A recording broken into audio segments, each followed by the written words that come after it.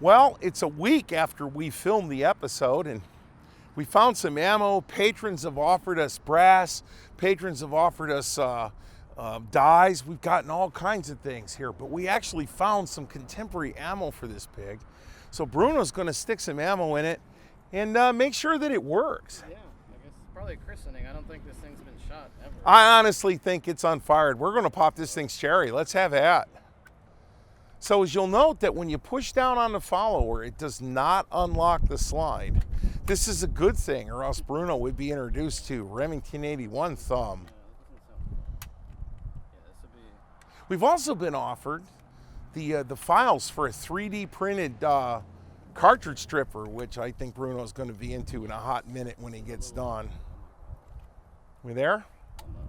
All right, we're there. Okay.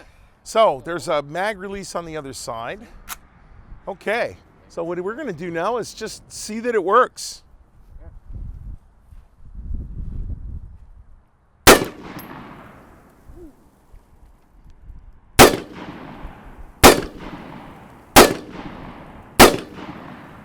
Oh, you gotta love that. I think it works. We better go find all that brass because that stuff's worth about $3 a round.